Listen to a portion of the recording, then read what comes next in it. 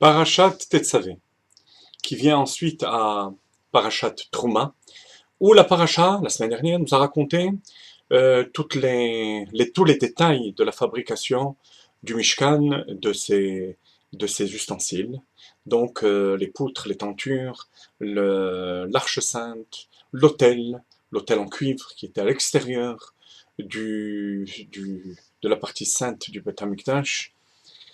Ensuite, notre paracha va nous parler des vêtements des Kohanim, de leur service, et tout à la fin, de manière assez étonnante, de la fabrication de l'autel en or, Mizbach Hazav, qui est aussi appelé le Mizbeach Hapnimi, l'autel intérieur, qui était non pas dans le parvis, sur le parvis du temple, dans la Hazara, mais à l'intérieur, dans le Echal, dans ce qu'on appelle le Kodesh, séparé du Saint des Saints, du Kodesh HaKodashim, d'un rideau.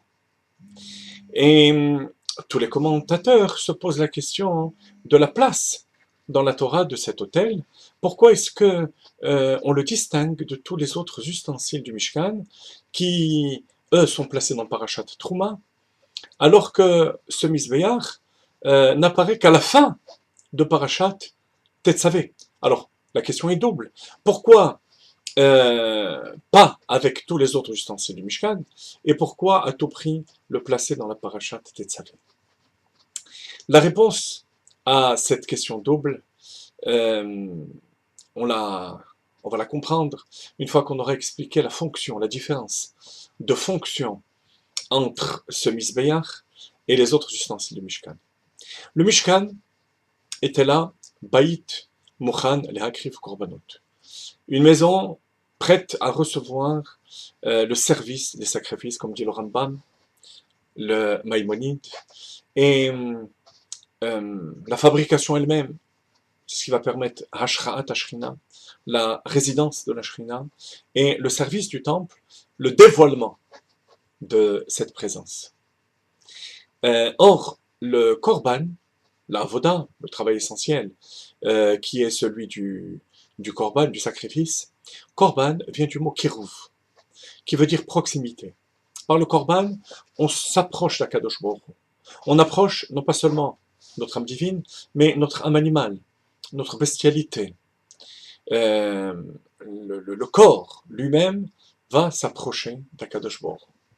Mais si on parle de rapprochement, de Kiruv en hébreu, Korban, c'est qu'il s'agit de deux entités séparées. Sinon, on ne dirait pas qu'elles se rapprochent, ces entités. Et effectivement, par les korbanot et par tout le Mishkan, le temple, le corps et l'âme animale, le juif se rapproche d'Akadosh Baruch Hu. Par contre, sur l'autel en or, l'autel intérieur, on ne pouvait faire que Avodat HaKetoret, le service des encens. Or, les encens, Ketoret, se rapportent non pas à la notion de proximité avec la Kadosh Baruch Hu, mais Ketoret, étymologiquement, vient du mot Ketar, qui veut dire lien, attachement. Ce qui veut dire que par cette avoda, ce travail, ce service au temple, on ne faisait pas que s'approcher d'Akadosh Baruch Hu, mais carrément s'attacher et s'unir à Akadosh Baruch Hu. Donc c'est une autre dimension. On ne peut pas placer la fabrication de cet autel dans Parashat Trouma comme si c'était un autre élément du Mishkan. C'est un élément qui nous élève à une autre dimension.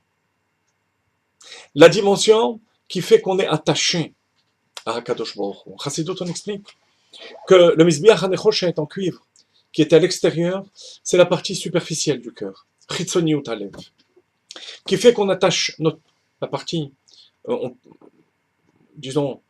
rapproche dans les termes qu'on a employés. Donc on va dire quelque part, notre personnalité s'attache à la Torah, à Kadosh Baruch Hu, mais nous laisse quand même être une entité différente.